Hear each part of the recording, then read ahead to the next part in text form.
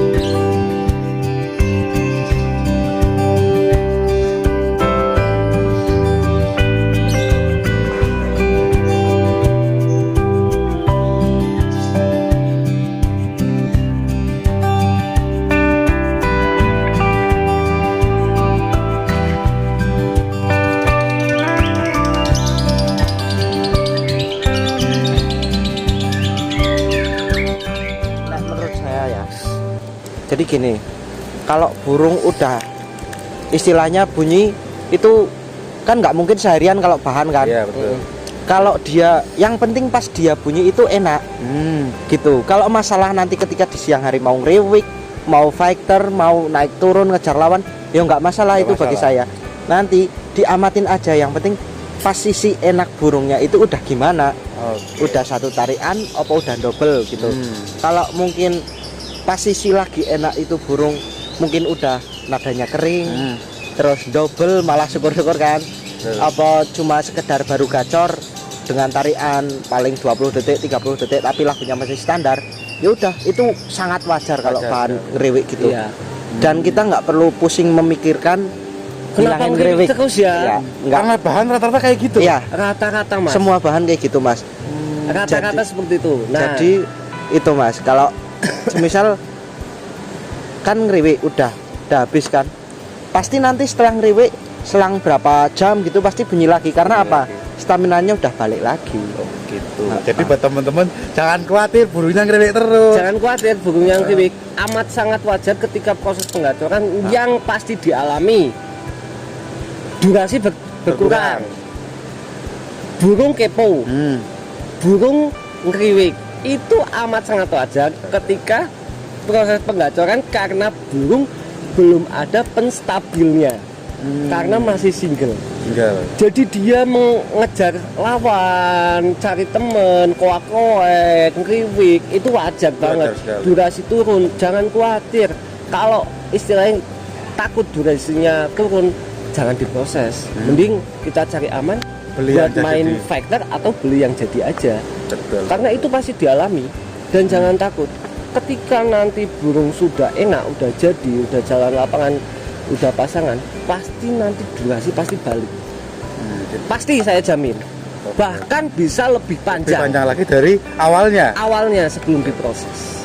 Terus gini om, untuk olah pakan sendiri, ketika burung proses kayak itu, ada alurnya nggak om? Atau memang ini kan ada juga temen yang full pakan tinggi sampai bener-bener keluar dobelan. Ada kayak gitu. Ada yang mungkin ada jedanya. Kalau versinya Om Adi dan Om Irfan ini seperti apa?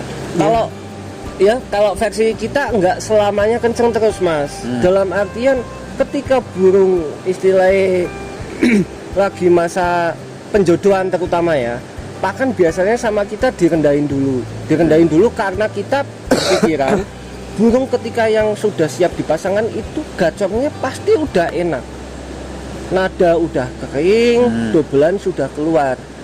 Itu kalau kita dipasangin dengan tujuan untuk mengunci ya Mas. Betul. Untuk menstabilkan. Beda lagi dengan proses penggacoran yang dijodohin, dipisah, bahkan nanti diganti jodoh lagi, itu tujuannya berbeda. Beda. Kalau burung yang sudah konslet dalam posisi single kita kasih pasangan, itu tujuannya untuk mengunci. Beda dengan burung yang masih gacor kita kasih pasangan, itu untuk memapankan birahinya, biar birahinya lebih mapan, lebih enak untuk diproses. Seperti itu. Dan gacornya tambah enak. Tambah enak. Jadi jangan salah persepsi. Oh, berarti kalau dikasih pasangan berarti nanti langsung ngunci. Kadang Ya. ada yang kayak gitu. Nah, banyak persepsi seperti itu. Makanya jangan jangan terlalu berpikiran setelah dipasangin ngunci. Wah, ini aku pasangin nanti jangan-jangan ngedrop. Nah, burung konslet pun yang sudah konslet, ini burung sudah konslet ya Mas. Ini burung udah konslet, dobelan udah enak, posisi single. Kita pasangkan, awal dipasangin pasti gacornya berkurang, apalagi yang masih bahan. Tuh. Itu pasti. Itu yang sudah konslet baru dipasangin pasti ada menurunnya dulu, baru ketika dia udah di titik nyamannya keluar lagi dobelan. Demikian juga dengan bahan. Kalau bahan kita pasangin, kita cabut. Nah, biasanya kalau saya yang ibaratnya bahan sudah dipasangin, pagi sama kita dikeluarin. Kalau penjemuran tetap sendiri, ia pun tidak sendiri, boleh lihat yang lain tapi jaraknya jangan agak jauh. Karena kalau dia bukan burung dominan di koloni tersebut, di wilayah tersebut, kalau terlalu berdekatan, burung nggak berani ngeluarin bakatnya, istilahnya kayak gitu. Karena mentalnya mungkin kalau mentalnya kan beda-beda. iya, Ada seperti yang itu. mentalnya kenceng gitu. Benar kayak gitu. Makanya kita kasih jarak agak jauh atau nggak ngelihat sekalian, cuma dengar suaranya aja. Betul. Kayak gitu.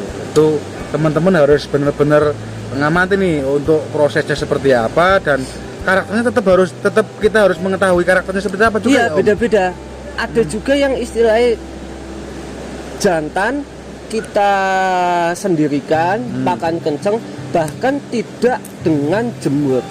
Ada yang mau gacor. Kalau dengan cara itu nggak mau gacor, kita tambah jemur. Coba seperti apa? Tujuan jemur itu rata-rata jemur itu untuk merangsang birahi dia untuk keluar ke arah gacor. Nah, itu buat penanganan tadi yang burung tanpa dijemur kok nggak gacor-gacor, boleh ditambah pakai jemur. Betul. Nah, kalau burung yang dijemur udah mulai gacor, udah enak, biasanya ketika dia cuaca dingin atau mendung itu gacornya agak kurang. Itu juga wajar, nggak masalah. Jadi jangan takut, wah hari ini gacor, besok nggak gacor, dirubah lagi. Nah, Step-stepnya kayak gitu, nggak bisa. Nah, buat teman-teman yang pengen proses penggacoran, sebenarnya harus tahu ilmu dasarnya dulu bermain lovebird. Bermain lovebird itu seperti apa? betul sekali. Seperti pertama dasarnya kalau burung lovebird kan burung koloni. Gimana cara bikin dia supaya gacor? Tidak bersama koloninya. Kita bikin tidak nyaman.